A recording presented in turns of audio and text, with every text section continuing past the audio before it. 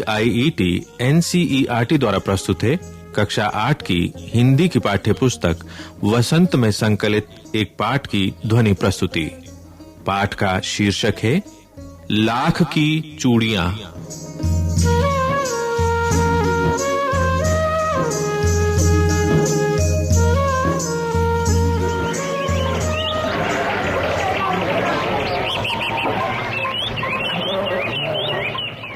सारे गांव में बदलू मुझे सबसे अच्छा आदमी लगता था, क्योंकि वो मुझे सुंदर सुंदर लाख की गोलियां बनाकर देता था।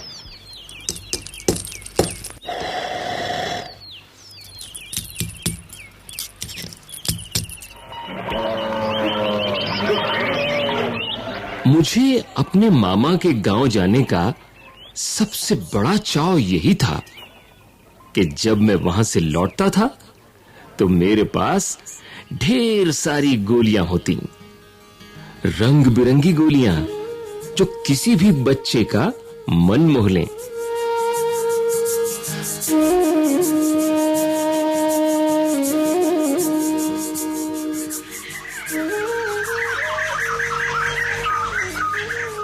वैसे तो मेरे मामा के गांव का होने के कारण मुझे बदलू को बदलू मामा कहना चाहिए था, परंतु मैं उसे बदलू मामा न कहकर बदलू काका कहा करता था, जैसा कि गांव के सभी बच्चे उसे कहा करते थे। बदलू का मकान कुछ ऊंचे पर बना था। मकान के सामने बड़ा सा सहन था, जिसमें एक पुराना नीम का वृक्ष लगा था। उसी के नीचे बैठकर बदलू अपना काम किया करता था।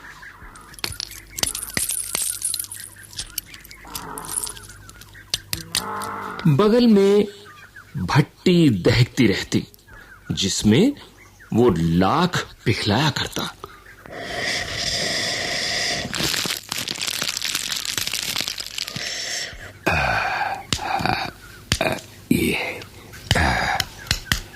सामने एक लकड़ी की चौखट पड़ी रहती, जिस पर लाख के मुलायम होने पर वो उसे सलाख के समान पतला करके चूड़ी का आकार देता।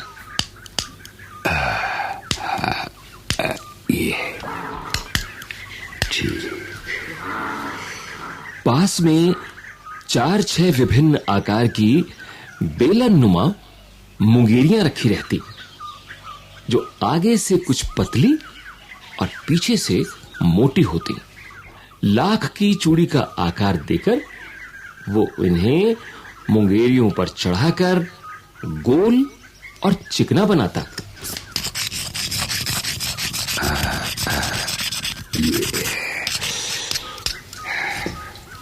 और तब एक-एक कर पूरे हाथ की चूड़ियां बना चुकने के पश्चात वो उन पर रंग करता।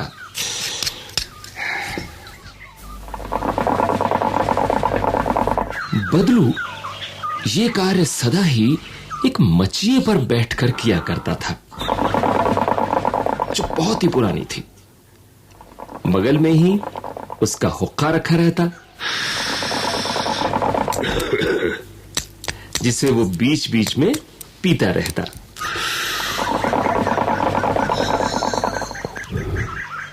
गांव में मेरा दोपहर का समय अधिकतर बदलू के पास बीतता।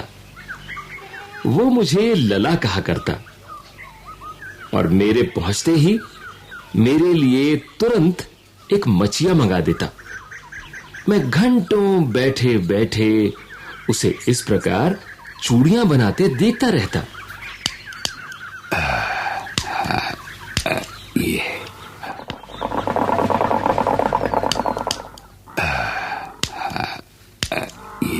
लगभग रोज ही वो 4-6 जोड़े चूड़ियां बनाता।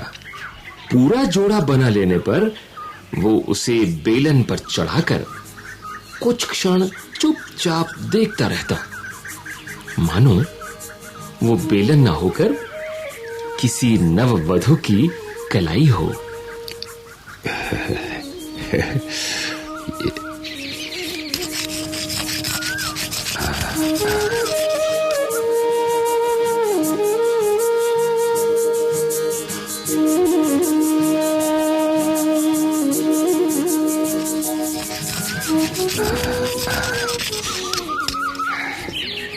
बदलू मनिहार था। चूड़ियां बनाना उसका पैतृक पेशा था और वास्तव में वो बहुत ही सुंदर चूड़ियां बनाता था।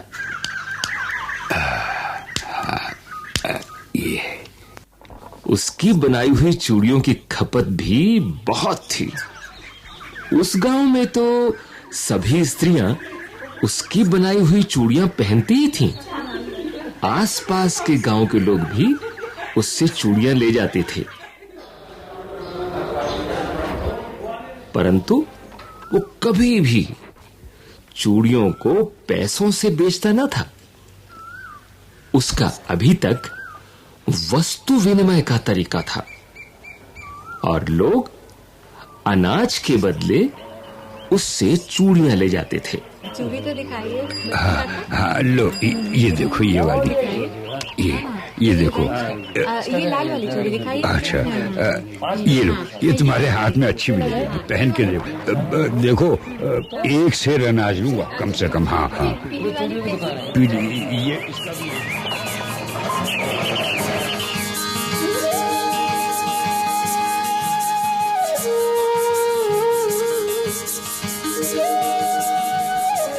बदलू स्वभाव से बहुत सीधा था। मैंने कभी भी उसे किसी से झगड़ते नहीं देखा। हाँ, शादी विवाह के अवसरों पर वो अवश्य जिद पकड़ जाता था। जीवन भर चाहे कोई उससे मुफ्त चूड़ियां ले जाए, परंतु विवाह के अवसर पर वो सारी कसर निकाल लेता था। आखिर सुहाग के जोड़े का महत्व ही और होता है।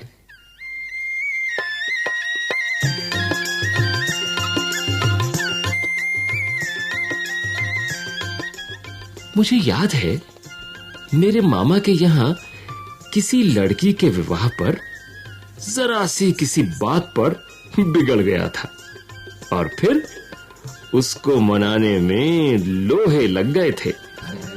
10 आने दे रहे हो? अरे 10 आने क्या कम है? अरे बहुत है दे ये 10 आने। विवाह का मौका है, मैं तो अपने लिए कपड़े भी लूंगा, घरवाली के कपड़े भी लूंगा और अनाज भी लूंगा। हाँ, विवाह में इसी जोड़े का मूल्य इतना बढ़ जाता था कि उसके लिए उसकी घरवाली को सारे वस्त्र मिलते, ढेरों अनाज मिलता, उसको अपने लिए पगड़ी मिलती और जो रुपए मिलते सो अलग।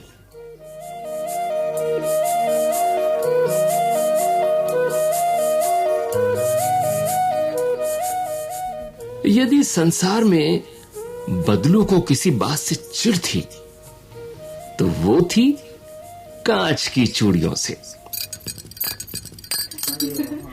यदि किसी भी स्त्री के हाथों में उसे कांच की चूड़ियां दिख जाती तो वो अंदर ही अंदर कोढ़ उठता और कभी-कभी तो 2-4 बातें भी सुना देता।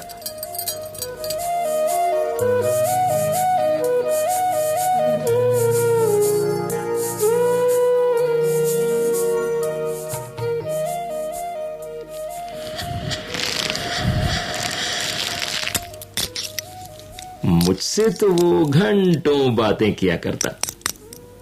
कभी मेरी पढ़ाई के बारे में पूछता, कभी मेरे घर के बारे में और कभी यूं ही शहर के जीवन के बारे में। मैं उससे कहता कि शहर में सब कांच की चूड़ियां पहनते हैं, तो वो उत्तर देता, शहर की बात और है लला, वहां तो सभी कुछ होता है। वहां तो औरतें अपने मर्द का हाथ पकड़कर सड़कों पर घूमती भी हैं और फिर उनकी कलाइयां नाजुक होती हैं ना। लाख की चूड़ियां पहने तो मोच ना आ जाए।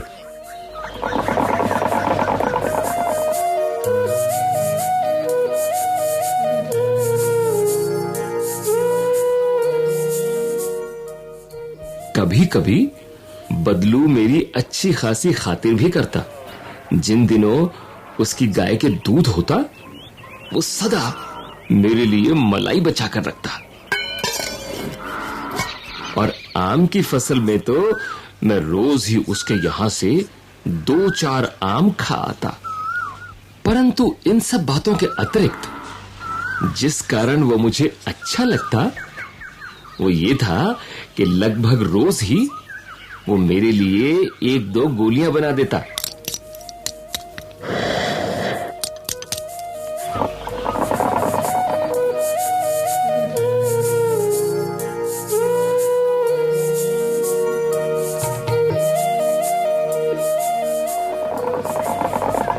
मैं बहुधा हर गर्मी की छुट्टी में अपने मामा के यहां चला जाता और 1-8 महीने वहां रहकर स्कूल खुलने के समय तक वापस आ जाता। परंतु 2-3 बार ही मैं अपने मामा के यहां गया होऊंगा। तभी मेरे पिता की एक दूर के शहर में बदली हो गई।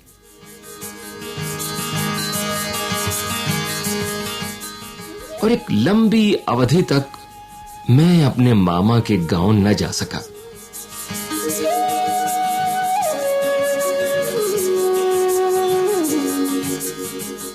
तब लगभग 8-10 वर्षों के बाद जब मैं वहां गया तो इतना बड़ा हो चुका था कि लाख की गोलियों में मेरी रुचि नहीं रह गई थी। अतः गांव में होते हुए भी कई दिनों तक मुझे बदलू का ध्यान न आया। इस बीच मैंने देखा कि गांव में लगभग सभी स्त्रियां कांच की चूड़ियां पहने हैं। विरले ही हाथों में मैंने लाख की चूड़ियां देखी। तब एक दिन सहसा मुझे बदलू का ध्यान हो आया। करें बुआई बात यह हुई कि बरसात में मेरे मामा की छोटी लड़की आंगन में फिसल कर गिर पड़ी। अरे और उसके हाथ की कांच की चूड़ी टूटकर उसकी कलाई में घुस गई और उससे खून बहने लगा। कांच की चूड़ी घुस गई हाथ में। इधर इधर इधर, शाबाश शाबाश। ना रोते पट्टी बात। मेरे मामा उस समय घर पर न थे। मुझे ही उसकी मरहम पट्टी करनी पड़ी। तभी सहसा मुझे बदलू का ध्यान हो आया और मैंने सोचा कि उससे मिलाऊं। अतः शाम को मैं घूमते घूमते उसके घर चला गया।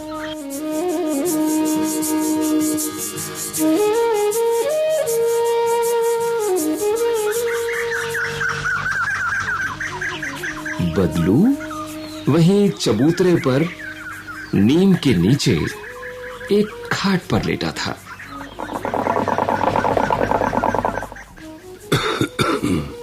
नमस्ते बदलू काका, मैंने कहा। नमस्ते भैया। उसने मेरी नमस्ते का उत्तर दिया और उठकर खाट पर बैठ गया। परंतु उसने मुझे पहचाना नहीं और देर तक मेरी ओर निहारता रहा। मैं हूं जनार्दन काका, आपके पास से गोलियां बनवा कर ले जाता था। मैंने अपना परिचय दिया। बदलू फिर भी चुप रहा, मानो वो अपने स्मृति पटल पर अतीत के चित्र उतार रहा हो। और तब वो एकदम बोल पड़ा। आओ आओ लला, बैठो। बहुत दिन बाद गांव आए हो। हाँ, इधर आना नहीं हो सका काका। मैंने चारपाई पर बैठते हुए उत्तर दिया। शांति रही। मैंने इधर उधर दृष्टि दौड़ाई, न तो मुझे उसकी मचिया ही नजर आई, न ही भट्टी।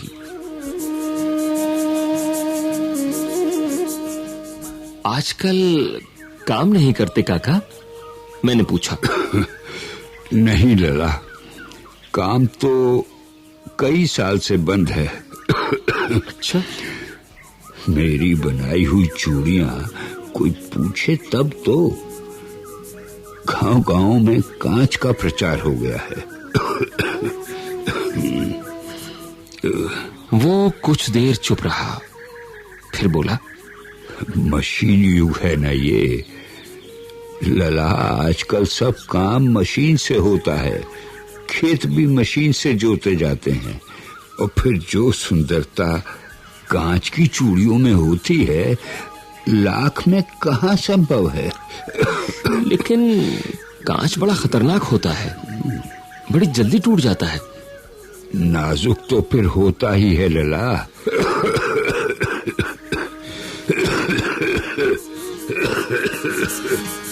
कहते कहते उसे खांसी आ गई और वो देर तक खांसता रहा।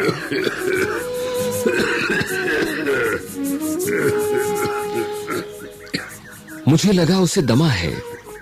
अवस्था के साथ साथ उसका शरीर ढल चुका था। उसके हाथों पर और माथे पर नसें उभर आई थीं। जाने कैसे उसने मेरी शंका भांप ली और बोला,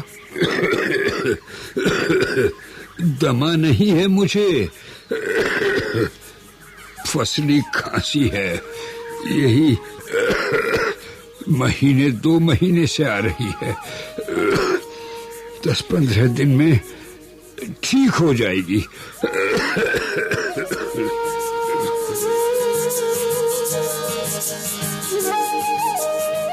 मैं चुप रहा। मुझे लगा उसके अंदर कोई बहुत बड़ी व्यथा छिपी है। मैं देर तक सोचता रहा कि इस मशीन युग ने कितने हाथ काट दिए हैं।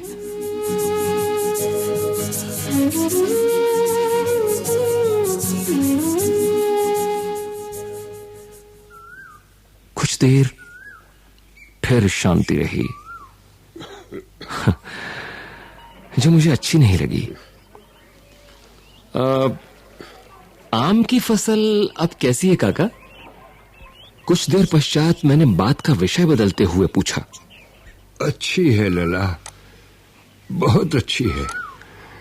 उसने लहक कर उत्तर दिया और अंदर अपनी बेटी को आवाज दी।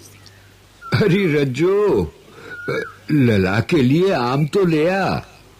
और फिर मेरी ओर मुखातिब होकर बोला, माफ करना लला, तुम्हें आम खिलाना भूल गया था। नहीं काका, आम तो इस साल बहुत खाए हैं। वाह वाह, बिना आम खिलाए कैसे जाने दूंगा तुमको। मैं चुप हो गया।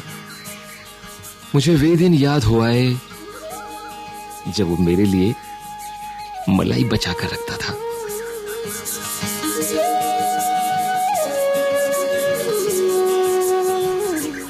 अब गाय तो अच्छी है ना काका? मैंने पूछा। गाय कहाँ है लला, 2 साल हुए बेच दी, कहाँ से खिलाता। इतने में रज्जो, उसकी बेटी, अंदर से एक डलिया में ढेर से आम ले आई। ये लीजिए। अरे ये तो बहुत है काका, इतने कहाँ खा पाऊंगा। वाह वाह, वो हंस पड़ा। शहरी ठहरे ना। अरे मैं तुम्हारी उम्र का था तो इसके 4 गुने आम एक बखत में खा जाता था। अरे आप लोगों की बात और है, मैंने उत्तर दिया। अच्छा बेटी, लला को 4-5 आम छांट कर दो, सिंदूरी वाले देना। ये लीजिए। देखो लला कैसे हैं, इसी साल ये पेड़ तैयार हुआ है। रज्जो ने 4-5 आम अंजुली में लेकर मेरी ओर बढ़ा दिए। आम लेने के लिए मैंने हाथ बढ़ाया तो मेरी निगाह एक क्षण के लिए उसके हाथों पर ठिठक गई। गोरी गोरी कलाइयों पर लाख की चूड़ियां बहुत ही फब रही थी। बदलू ने मेरी दृष्टि देख ली और बोल पड़ा, यही आखिरी जोड़ा बनाया था जमींदार साहब की बेटी के विवाह पर। 10 आने पैसे मुझको दे रहे थे, मैंने जोड़ा नहीं दिया, कहा शहर से ले आओ। मैंने आम ले लिए और खाकर थोड़ी देर पश्चात चला आया। मुझे प्रसन्नता हुई कि बदलू ने हार कर भी हार नहीं मानी थी। उसका व्यक्तित्व कांच की चूड़ियों जैसा न था कि आसानी से टूट जाए।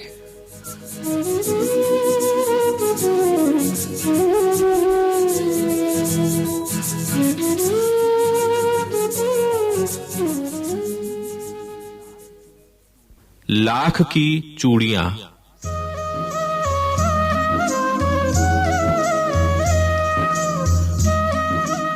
अभी आप सुन रहे थे ये कार्यक्रम। विशेष संयोजन प्रमोद कुमार दुबे, निर्माण संचालन प्रभुदयाल खट्टर, आलेख कामता नाथ, कलाकार नीरज शर्मा और विद्याभूषण, तकनीकी नियंत्रण सतीश लाड़े, ध्वन्यांकन अमिता भट्टी, निर्माण सहयोग दाऊदयाल चतुर्वेदी तथा निर्माण एवं प्रस्तुति वंदना अरिमर्दन।